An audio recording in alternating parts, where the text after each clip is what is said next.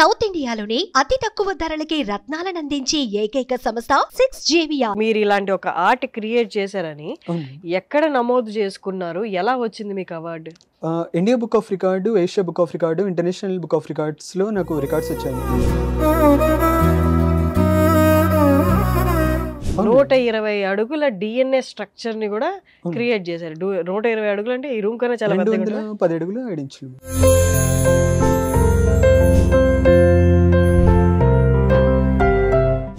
కానీ ఎవరు అంటే విమర్శించలేదా? ఎవరో అవ్వలు కూర్చొని కాలక్షేపానికి చేసుకునేది సీరియస్ గా తీసుకొని ఇంత భారీ ఎత్తులో చేస్తున్నారంటే ఎవరు మిమ్మల్ని విమర్శించలేదు? ఎందుకు వేస్ట్ పని చేస్తున్నావు, చదువుకో, ఉద్యోగం చేసుకోవాలి, అలా ఏమనలేదా? మేడం కొంతమంది అన్నారు, కానీ కొంతమందికి అయితే నా మీద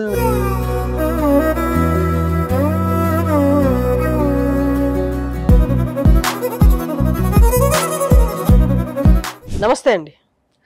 ఆర్ట్ ఏ రూపంలో ఉన్నా అది చాలా పవిత్రమైనది. ఒకరు తన కళని ఒక మృదంగం మీదో, ఫ్లూట్ మీదో, వీణ మీదో కనుక్కుంటే ఇంకొకరు తన ఆర్ట్ని వేస్ట్లో కనుక్కుంటారు. ఎస్, వేస్ట్ నుండి కూడా ఒక ఉపయోగకరమైన, లేకపోతే మనసుకు ఆహ్లాదాన్ని కలిగించే ఒకలాంటి బొమ్మ తీసుకురావడం అన్న కూడా ఒక ఆర్ట్ అండి. మనతో ఉన్నారు ఇప్పుడు నేషనల్ అండ్ ఇంటర్నేషనల్ అవార్డ్స్ అందుకున్న ఫణీంద్ర కుమార్ గారు. Waste recycle artist and is a writer as well. నమస్తే. నమస్తే మేడం. ఒకటి అంటే ఎవరు చూడలేని దాంట్లో ఒక వేస్ట్లోని కూడా మీరు ఒక కళను చూడగలిగారు. అది ఒక అద్భుతమైన విషయం. అది థ్యాంక్ యూ. మీరు నేషనల్ అవార్డ్స్ అందుకున్నారు వేస్ట్ రీసైక్లింగ్ ఆర్టిస్ట్గా అండ్ ఇంటర్నేషనల్గా కూడా. ఏంటి మీరు చేసిన రీసైకిల్ నుండి క్రియేట్ చేసిన ఆర్ట్ ఏంటి? మేడం నేను రీసైక్లింగ్ నుంచి 7 feet 7 inches, అలాగే 7 feet 7 inches height, 4 feet 7 inches విడ్త్తో ఒక క్యామెల్ రెప్లికా క్రియేట్ చేశాను మేడం. రీసైక్లింగ్ అంటే దేన్ని రీసైకిల్ చేశారు? ఖాళీ cigarette packets, fabric wastages, plastic bottles, empty waste covers. So ఇలా డిఫరెంట్ వేస్టేజ్ కవర్స్ అన్ని చాలా వేస్టేజ్ యూజ్ చేసి ఆర్ట్ అనేది చేశాను మేడం. ఇలాగ ఎవరైనా ఉన్నారా మీరు కాకుండా ఇండియాలో? అంటే పప్పీస్ చిన్నగా చేసే వాళ్ళు ఉన్నారు, కానీ ఇంతవరకు అయితే వాళ్ళు ఎవరు ట్రై చేయలేదు మేడం. మీరు చేసిన లెవెల్లో ఎవరు ట్రై చేయలేదు madam. 7 feet height, 7 feet 7 inches, 7 feet 7 inches height, okay, 7 inches width madam.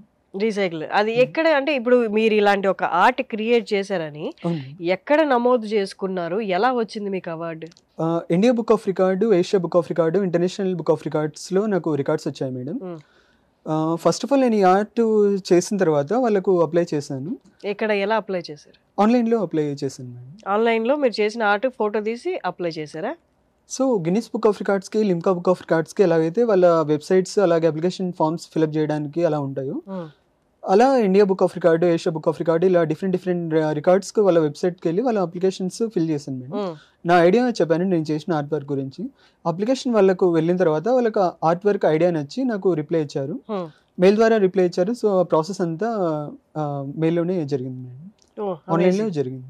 Okay, ఇప్పుడు మీది ఏ కేటగిరీ కిందకి వస్తుంది ఈ రీసైక్లింగ్ వేస్ట్ రీసైక్లింగ్ ఆర్ట్ అనేది?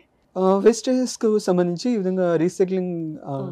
సో మీకు ఇండియా నుండి ఎవరైనా కాంపిటీషన్ ఉన్నారా ఇలాగ? ఓన్లీ ఇండియా నుండి ఓన్లీ మీరే ఉన్నారా? లేదు మేడం, ఈ ఆర్ట్ అయితే ఇంతవరకు ఎవరు చేయలేదు మేడం. ఈ లెవెల్లో చేయలేదు మేడం. ఓకే, ఇంటర్నేషనల్గా ఎలా వచ్చాయి మీకు మెడల్స్? ఎక్కడ అప్లై చేసుకున్నారు? కంప్లీట్గా టోటల్గా ఆన్లైన్లోనే అప్లై చేస్తాను. ఇంటర్నేషనల్ వాళ్ళ వెబ్సైట్స్లో, అలాగే గిన్నిస్ బుక్ ఆఫ్ రికార్డ్స్ కానీ, లింకా బుక్ ఆఫ్ రికార్డ్స్ కానీ, ఇంటర్నేషనల్ బుక్ ఆఫ్ రికార్డ్స్ కానీ అన్నిటికీ ఆన్లైన్లోనే అప్లై చేస్తాను. ఓకే, అసలు ఈ కైండ్ ఆఫ్ ఒక ఆర్ట్ ఉందని, దీంట్లో నేను ఈ లెవెల్ దాకా తీసుకెళ్ళి మీరు DNA కూడా చేశారు. 120 అడుగుల DNA స్ట్రక్చర్ ని కూడా క్రియేట్ చేశారు. 120 అడుగులు అంటే ఈ రూమ్ కన్నా చాలా 210 అడుగులు 5 ఇంచులు. 210, 120 కాదు. 120 కాదు. అమ్మో, 210 అడుగుల DNA స్ట్రక్చర్. ఓ గాడ్, అమేజింగ్. ఎలా వచ్చింది ఐడియా? ఎలా మొదలు పెట్టారు? ఇలాంటిది ఒకటి చేస్తే ఇలాంటి అవార్డ్స్ వస్తాయని మీకు ఎలా అవగాహన వచ్చింది? ఫస్ట్ ఆఫ్ ఆల్ ఈ ఆర్ట్ నేను నేర్చుకోవడానికి ఇన్స్పిరేషన్ మా ఊర్లో అవ్వాలి మేడం. ఓల్డ్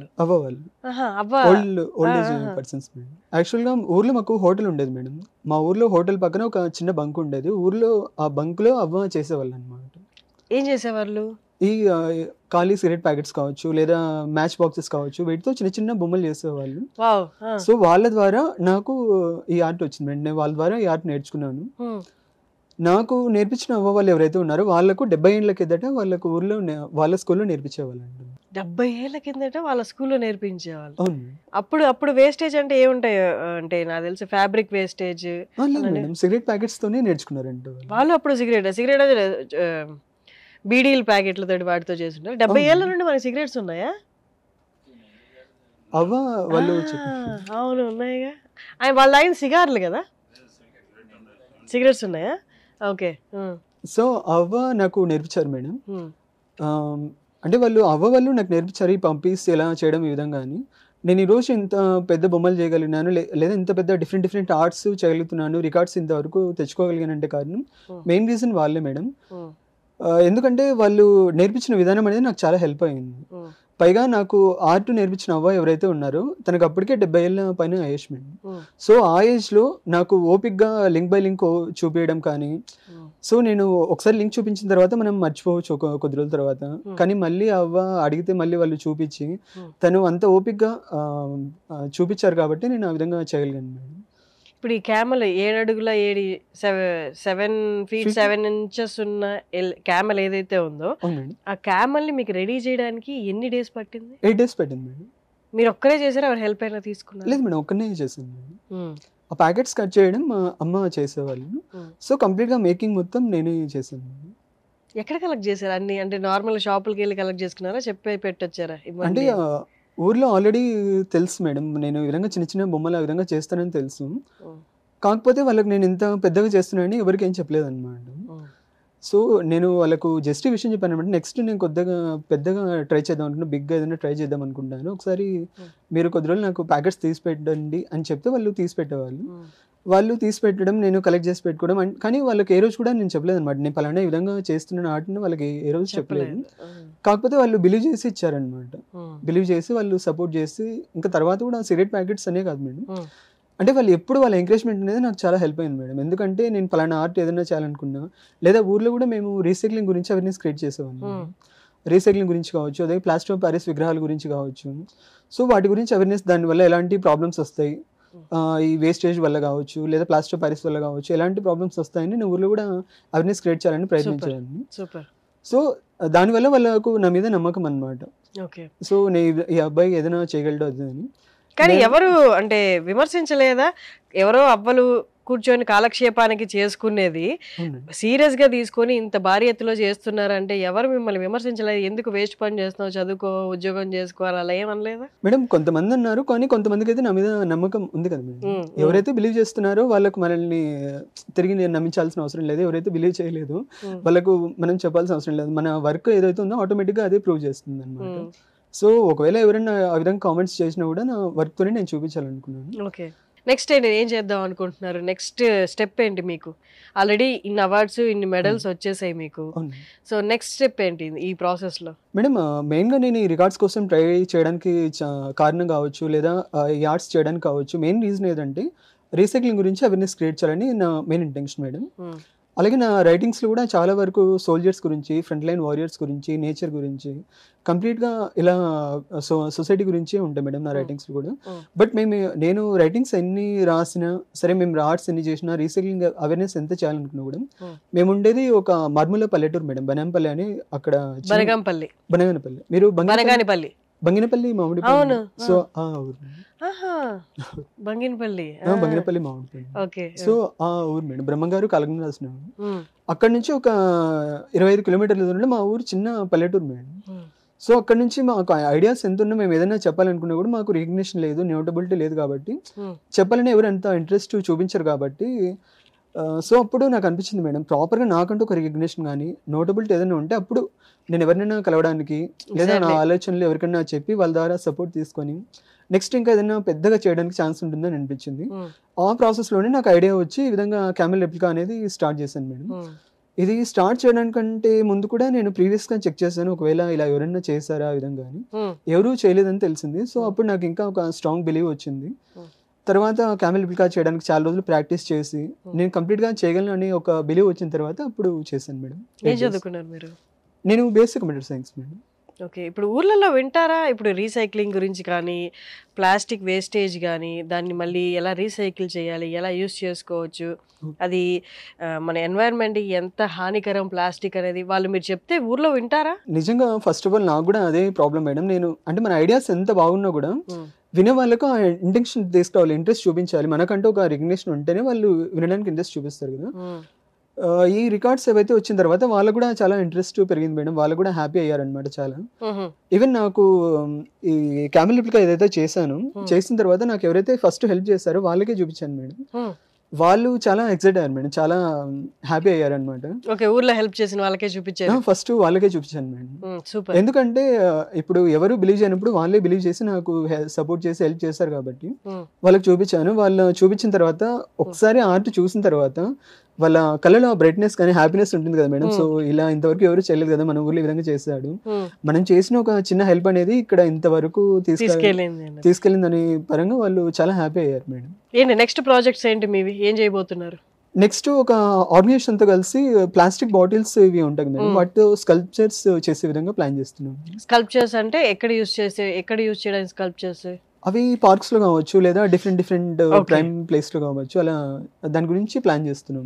ఆర్గనైజేషన్ అంటే పెద్ద ఆర్గనైజేషన్. పెద్ద ఆర్గనైజేషన్. ఒక్కసారి మనం మీకు వచ్చిన అది మెడల్స్ గురించి చెప్పండి. ఏ మెడల్స్ అని ఫస్ట్ అదేంటి? ఇది Asia book of record madam, ఇది ఇండియా బుక్ ఆఫ్ రికార్డ్, అలాగే ఇది క్యామెల్ రిప్లికాకి వచ్చిన international book of records madam. ఇది డిఎన్ఏ మోడల్కి వచ్చిన international book of record. Okay, so ఈ 4 రికార్డ్స్ వచ్చాయి. నెక్స్ట్ ఇంకా ఏదైనా బిగ్ గా ట్రై చేసి నెక్స్ట్ అంటే ఈ జర్నీ అయితే ఆగదు కదా, నెక్స్ట్ ఇంకేదో పెంచుకుంటూ వెళ్తూ ఉంటారు కదా. నెక్స్ట్ మీ రికార్డ్ మీరు బ్రేక్ చేసుకోవడానికి ఏం ప్లాన్ చేస్తున్నారు? లేదు మేడం, యాక్చువల్ గా నేను ఎప్పుడు కూడా రికార్డ్స్ కోసం ట్రై చేయలేదు మేడం. నాకు ఆ టైంకి ఆ సిచ్యువేషన్ మనకు రిక్వైర్మెంట్ అన్నప్పుడే నేను ఈ విధంగా చేశాను మేడం. అసలు నాకు రికార్డ్ ఐడియా ఎందుకు వచ్చిందంటే కూడా, ఎందుకంటే ఫస్ట్ అంతకుముందు కూడా మేము రీసైక్లింగ్ గురించి అవేర్నెస్ క్రియేట్ చేయాలని కావచ్చు, లేదా ఇంకా వేరే ఆలోచనలు ఏదైనా కూడా చేయాలని ప్రయత్నించినా మెయిన్గా రికగ్నిషన్ అనేది ల్యాక్ ఆఫ్ రికగ్నిషన్ మాకు ప్రాబ్లం కాబట్టి అప్పుడు ఏం చేయగలను, ఏం చేస్తే బాగుంటుంది అని అనిపించినప్పుడు నాకు ఈ రికార్డ్ ఐడియా వచ్చింది మేడం. వచ్చిన తర్వాత అప్పుడు ఇప్పుడు మీకు రికగ్నిషన్ వచ్చింది, మీరు అనుకున్నది మీరు సాధించారు. ఈ రికగ్నిషన్ తో ఏం చేయాలని, ఇంకొంచెం అవేర్నెస్ క్రియేట్ చేయాలన్నా వేస్ట్ గురించి, what is your aim? So next project ఈ విధంగా చేస్తున్నామని చెప్పాను కదా మేడం, ప్లాస్టిక్ బాటిల్స్తో స్కల్ప్చర్స్ చేస్తున్నామని చెప్పాను కదా మేడం.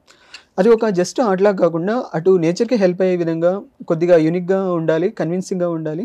సో ఇలా డిఫరెంట్ ఇంకా అంటే ఇంతకుముందు చూసినాం అనిపించినా కూడా, ఈ ఆర్ట్ ఇలా చేశారనిపించినా కూడా దాంట్లో ఒక చిన్న స్పెషాలిటీ యూనిక్నెస్ కనిపించాలి, ఆ విధంగా ప్లాన్ చేస్తున్నాం మేడం. ఓకే, సో మెయిన్గా ఎలా అంటే ప్రజల్లో మేము కూడా రీసైక్లింగ్ చేయాలని ఆ ఇంటెన్షన్ తీసుకురావడం కానీ, లేదా రీసైక్లింగ్ గురించి ఇంకా తెలుసుకోవాలనే ఆ ఇంటెన్షన్ తీసుకురావాలనే ప్లాన్తో వర్క్ చేస్తున్నాం మేడం. Super, amazing. సో ఈ సుమన్ టీవీ ద్వారా నేను నాకు హెల్ప్ చేసిన ప్రతి ఒక్కరికి నేను థ్యాంక్స్ చెప్పాలనుకుంటున్నాను. ఈరోజు నాకు ఈ రికార్డ్స్ వచ్చాయన్నా, నేను ఆర్ట్స్ చేశానన్నా, లేదా ఇంతవరకు రాగలిగానన్నా మెయిన్ రీజన్ నా ఫ్రెండ్స్, నా ఫ్యామిలీ, నా చుట్టూ ఉన్న వాళ్ళు మేడం. సో వాళ్ళు లేకపోతే నేను ఇక్కడి వరకు ఇవన్నీ చేయగలిగేవన్నీ కాదు. నాకు ఆర్ట్ ఎంత ఉన్నా, లేదా నాకు ఐడియాస్ ఎంత ఉన్నా కూడా అది బిలీవ్ చేసి సపోర్ట్ చేసే వాళ్ళు ఉంటేనే ఏదైనా చేయగలిగాను. సో అలా లేకపోతే నేను ఐడియాస్ అనేవి అలాగే ఉండిపోయేవి. సో మెయిన్గా నా ఫ్యామిలీకి, ఫ్రెండ్స్కి, నా చుట్టూ ఉన్న వాళ్ళకి, ఊరు వాళ్ళకి థ్యాంక్స్ చెప్పాలనుకుంటున్నాను. సో విన్నారు కదండి, ఒక చిన్న ఊరు నుండి పెద్ద గొంతులా మారాలి అనుకున్నారు. ప్లాస్టిక్ అనేది మన ఇండియానే కాదు ప్రపంచం అంతా ఎదుర్కొంటున్న సమస్య. ఎక్కడ పడితే అక్కడ అది ఉండిపోయి దాని ద్వారా నదులు బ్లాక్ అయిపోయి వరదలు వచ్చేసి ఊర్లలోకి నీళ్ళు రావడం, అలాగే అది చాలా హెల్త్ హజార్డస్. అంటే ప్లాస్టిక్ దీర్ఘకాలికంగా యూజ్ చేస్తూ పోతూ ఉంటే అది మన మీద ఎలాంటి ఆరోగ్యపరంగా ఎలాంటి ఇంపాక్ట్ క్రియేట్ చేస్తుందో ఇప్పటివరకు మీ అందరికి అవేర్నెస్ ఉండే ఉంటుంది. ఇక మీదట కూడా చాలా తీవ్రంగా మారబోతుంది. దానికోసమే చాలా ఇండస్ట్రీస్ ముందుకు వస్తున్నాయి, మనలాంటి వాళ్ళు కూడా ముందుకెళ్ళాలి. ఈ ప్లాస్టిక్ ఇప్పుడు దాకా ఉన్నది చాలు, దాన్నే రీసైకిల్ చేసి దాన్ని ఎలా వాడాలి, ఎలా వాడకూడదు అన్నది రీక్రియేషన్ అండ్ అవేర్నెస్ క్రియేట్ చేస్తూ ఉన్నారు. దానిలో భాగంగానే ఫణీంద్ర కుమార్ గారు సో చిన్న ఊరు బనగానిపల్లి అనే ఊరు నుండి వాళ్ళ గొంతు వినిపించడానికి ట్రై చేశారు. అందులో భాగంగానే ఈ వేస్ట్ రీసైక్లింగ్ ఆర్ట్, దాని ద్వారా తను చాలా అవార్డ్స్ కూడా పొందాడు. Thank you so much Phani, చాలా దూరం వచ్చి ఇది అందరికీ తెలియాలని ఒక అవేర్నెస్ క్రియేట్ చేశారు. Thank you so much. అందరికీ నమస్కారం, నా పేరు ఫణీంద్ర కుమార్. నేను ఒక రీసైకిల్ ఆర్టిస్ట్ని, అలాగే రైటర్ని. మేము పవన్ కళ్యాణ్ గారిని కలవాలని ఎప్పటి నుంచో ఎన్నో రకాలుగా చాలా ప్రయత్నాలు చేస్తున్నాము. ఎందుకంటే ఇలా నేచర్ కోసం ఎవరైనా ఒక మంచి కాస్ట్తో వర్క్ చేస్తున్నారంటే అది ఆయన దృష్టి వరకు వెళ్తే ఆయన పిలిచి అభినందించడం మాత్రమే కాకుండా ఆ ఆలోచనలని ఆ ప్రయత్నాలని అనుకున్న విధంగా ముందుకు తీసుకెళ్ళి అవి సక్సెస్ అయ్యేలా చేయడానికి ఆయన ఎప్పుడూ సపోర్ట్ అందిస్తున్నారు, చాలా హెల్ప్ చేస్తున్నారు. నాకు ఈ అవకాశం ఇచ్చిన సుమన్ టీవీ వారికి చాలా చాలా థ్యాంక్స్. మీ అందరికీ సపోర్ట్ అందించండి ప్లీజ్. నేచర్ కోసం, సొసైటీ కోసం మేము చేస్తున్న ఈ ప్రయత్నాలను సక్సెస్ అయ్యేలా చేయడానికి మాకు ఎలాగైనా హెల్ప్ చేయండి.